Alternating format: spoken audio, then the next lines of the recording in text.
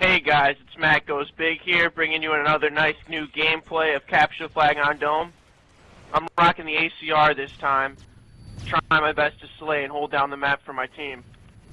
I'm joined today by MLG Danglez, the Dangler. What's up, man? And we're going to give you a nice dual commentary about the gameplay, how to hold down the map as a Slayer.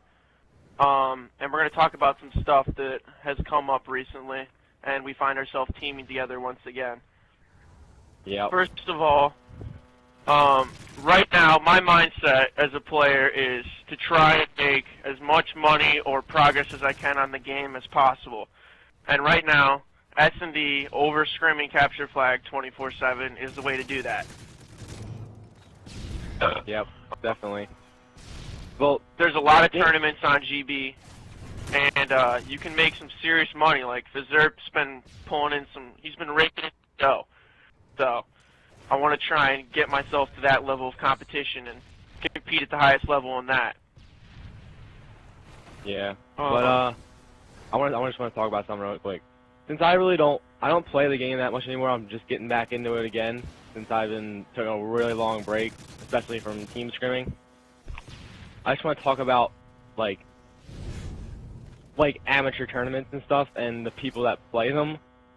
Like when you play like a bunch of amateur tournaments, even though you don't have a set team, it's pretty much pointless because you're not going to win a tournament. We're not going to win a tournament when you just pick up some random 4 people and go into a tournament and try to win it. It's just not going to happen. You need to team with people and get your strats done. Because S&D, especially in Modern Warfare 3, is all about strats. That's the only way you're going to win an amateur tournament. I really agree with that. And teamwork and like, yeah, everyone needs to know where they're going every single round, no mistakes. And I know I played a tournament recently. I know you just joined my team for S&D. But we played a tournament with me, Strategized, Bazooka, and Elevators. Elevators used to be our old 4th. And even though we felt we didn't have the biggest, skill set, maybe, as some other teams, we had a lot of chemistry. And I found that really helped us as we went further into the tournament in the 4v4 AM S&D. And it really helped us get farther into it. Yeah, I mean, chemistry is just basically, the biggest part of this game. I mean, look at, like you mentioned Fizerp earlier, he's had the same team for the whole game, and look how many tournaments he wins. And that's the reason why. They're not even they don't even have the best gun skill or whatever. They're just smart players, and they play together, and they know what they're doing, and they get the job done. Exactly. And not to knock Elevators or anything, we just felt like maybe we should go in a different direction, and so far it's paying off. We've been doing pretty well. I pretty much go ham right here, dude. You just destroyed I pretty much just slapped the kid. Yeah, Jay, get out of my face. Okay. So our roster for S&D tournaments right now is me, Danglez, Strategized, and Bazooka. Strategized and Bazooka actually live in the same town, so they've been playing together for a really long time. I've known them since the beginning of Modern Warfare 2. So I've known these guys for 2, maybe 3 years.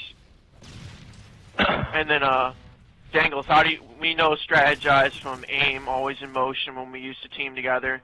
So we still have some chemistry there, and we've been friends for a while. Yeah, we've been teaming throughout this whole game, basically. Yeah, off and on. Yeah. Yeah. We were a pretty dominant team when we were all together with Tritons and stuff like that. So we're looking to do it pretty well.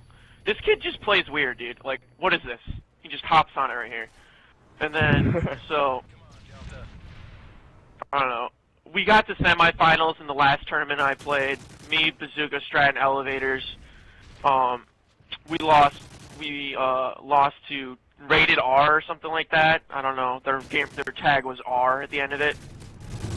And we lost 3-4, 3-4 on the maps we lost. It was pretty disappointing. We felt that we really choked maps. We choked rounds, rather. In S&D, you can't have any stupid pushes, if you have a 2v1, you need to pressure that guy together and make sure he can't get away, pinch him, and make sure that there's no way he can clutch it if you know exactly where he is. And we felt that as a team we weren't doing well with that, and we need to be more aggressive together and play as a team. But we choked semifinals, and then that team ended up winning, so we got our credits back. Not the end of the world.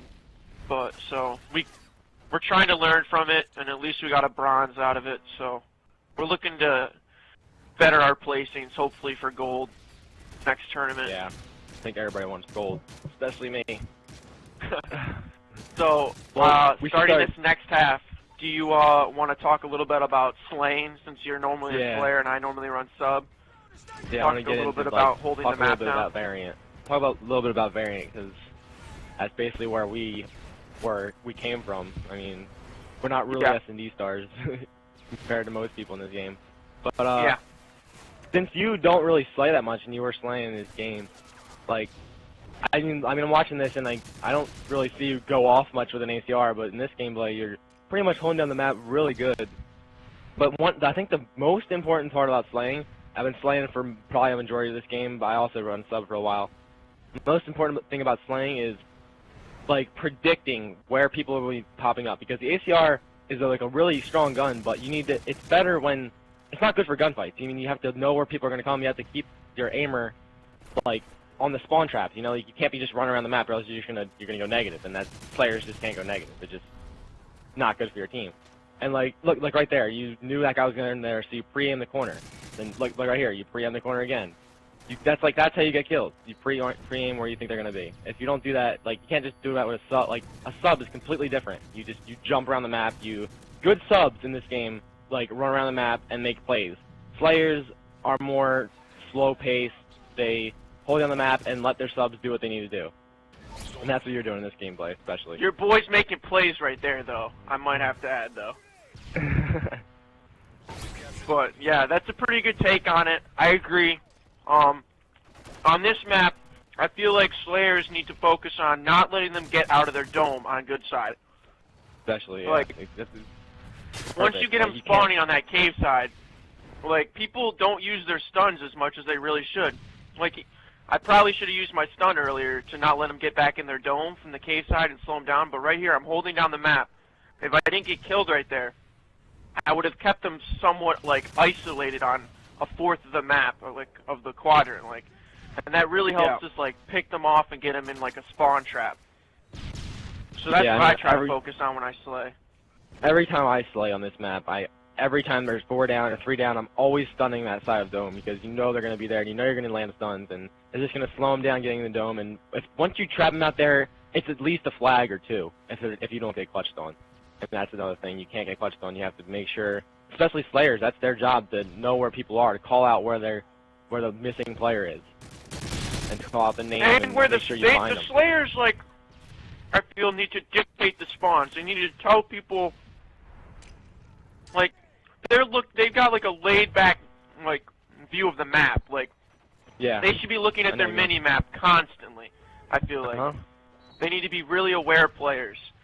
It seems like most of the time, like captains on teams, it's always the OBJ, but I mean, I think Slayers would have an easier job of doing that, you know what I mean? Like, keeping track of where everybody is.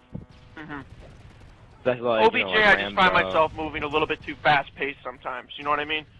Yeah, but you can't even help it, because the guns in this game are just, they dictate that. You have to, if you play faster, you play better.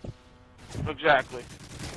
I mean, whenever I run a sub, I mean, I just run around, I just jump around every corner, I don't care, because I know the gun's going to just help me win every gunfight. Exactly. Especially the PP90 with it, it's just so good for, like, fast-paced play. It really is. Yeah. That's all it is. It's just the PP... Like, the guns in this game, I wouldn't say they're overpowered, but they overpower the, like, opposition. Like, the PP90 is going to destroy the ACR in a close-range gunfight. The ACR is going to destroy the PP90 in a long-range gunfight. And the MP7, I mean, it's not too long-range, but, I mean, if you have a good enough gunfight, you could outgun someone with ACR. But it's just not most likely going to happen. Because I played an MW2 tournament the other day, and I was just so surprised at how fast the ACR killed in that game. Yeah, and it's just the laser beam. I think people forget, like, how powerful the guns used to be.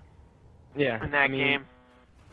Yeah, people think this game's terrible, and I mean, it's not the best game, obviously. I mean, I think it has its flaws, but it also does have its positives. I think it's a fun spectator sport. I mean, you see Twitch blowing up for this game. Like, true. Yeah. I think this, I don't know, I might be wrong, but I feel like it might have his biggest following from COD yet, as far as streaming goes. Yeah, that might be true. Besides No, MLG but- events, I mean, Yeah. the LAN events are doing pretty well. Tournaments, like Dessert averages 1,000 when he is streaming tournaments in the finals. Yeah, but it looks like this gameplay is going to an end here. And we'll see your Yep. final score in a second. I choked the 30 bomb. I get hosted on by 28-15. this J kid. 28-15. You guys, what was the score Look of at that that. map? I don't know, we won by like 3, I think. Yeah.